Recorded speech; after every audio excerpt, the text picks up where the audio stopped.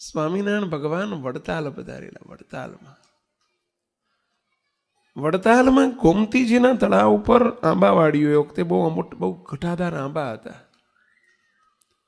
શ્રીજી મહારાજ આજે સ્નાન કરતા કરતા સંતો ભક્તોને પોતાનો સંકલ્પ રજૂ કર્યો કે આજે અમારે હિંચકા ખાવા છે. માટે 2 આંબા, જો પેલા 2 આંબા દેખાય ને એ 2 આંબાની વચ્ચે જાઓ, દોરડું બાંધી હિંચકો તૈયાર કરો, અમારે આજે હિંચકવું છે.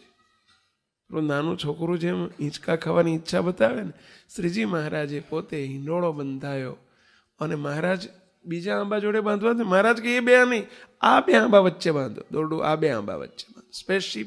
સ્પેસિફિક મહારાજે એ આંબા બતાવ્યા. મહારાજને કહ્યું, મહારાજ તમે કાયમ આ 2 આંબા જ કેમ પસંદ કરો છો? એના કરતાં બીજા સારા આંબા છે, છતાંય તમે આ આંબાને જ કેમ પસંદ કરો છો? મહારાજ કે બસ આ આંબા વચ્ચે જ દોરડું બાંધો. સ્વામિનારાયણ ભગવાનની આજ્ઞા મુજબ એ આંબા ઉપર, આંબાની ડાળે દોરડું બાંધ્યું અને સ્વામિનારાયણ ભગવાન દોરડા ઉપર બેસી અને ખૂબ હિંચકાયા. સંતો ભક્તોએ દર્શનનો લાભ લીધો, સેવાનો લાભ લીધો, હિંચકાવાનો લાભ લીધો. કીર્તનમાં લખ્યું છે એટલે વાલો ઝૂલે આંબાની ડાળ. કયું કીર્તન આવશે?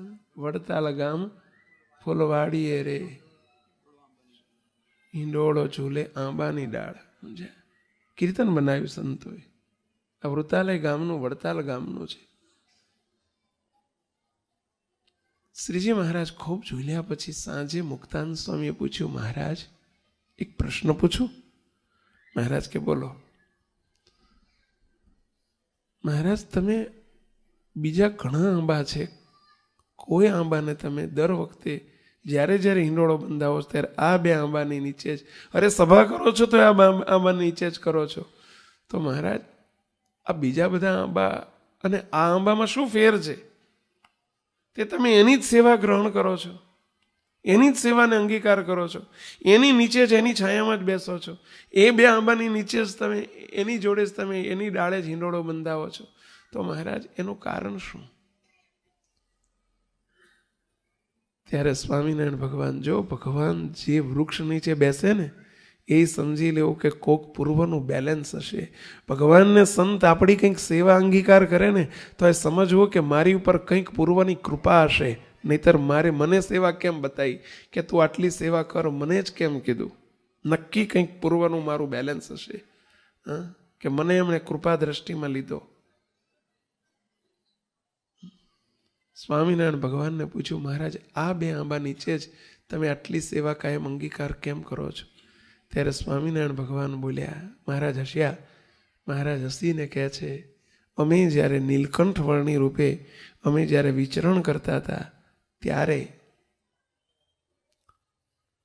અમે વિચરણ કરતા કરતા અમે મૈસૂર દેશને વિશે પધાર્યા. અને મૈસૂર દેશને વિશે અમે જ્યારે આવ્યા ત્યારે ત્યાં એક રાજા હતો, તેલંગ નામનો રાજા હતો. અને એ રાજા બંને ભાઈઓ હતા. 2 ભાઈઓ મને રાજમાં નોતરું આપ્યું, મને આવકાર્યો, મને એક રાત રાખ્યો, ખૂબ ભાવથી જમાડ્યા. અમે બીજે દિવસે નીકળી ગયા, પણ અમે એનું ભોજન લીધું હતું, અમે એમનો પ્રસાદ લીધો હતો, અમે એમની સેવા ગ્રહણ કરી હતી.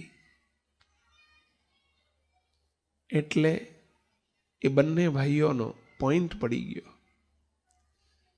એ વખતે નવા હતા. એ બંને ભાઈઓનો દેહ મુકાવીને અમે અત્યારે આ વડતાલના આંબા રૂપે આંબામાં બંનેના જીવને મૂકી દીધો છે. એટલે હવે અમે એક વખત સેવા ગ્રહણ કરી હતી. એ વખતે નવા હતા, નવાના જૂના કર્યા. અમે બી વાવી દીધું હતું એ વખતે. અત્યારે જૂના થયા છે. હવે બંને આંબાની અમે નિરંતર સેવા અંગીકાર કરીએ છીએ. આ મૈસૂર દેશના બંને રાજાઓ છે. હવે જૂના થયા એટલે વિશેષ સેવા લઈશું અને હવે એને અમે પૂરું કરીશું. સ્વામિનારાયણ ભગવાનનો આખો પ્રોસેસ છે, નવા અને જૂના કરવા અને જૂનાનું પૂરું કરવું.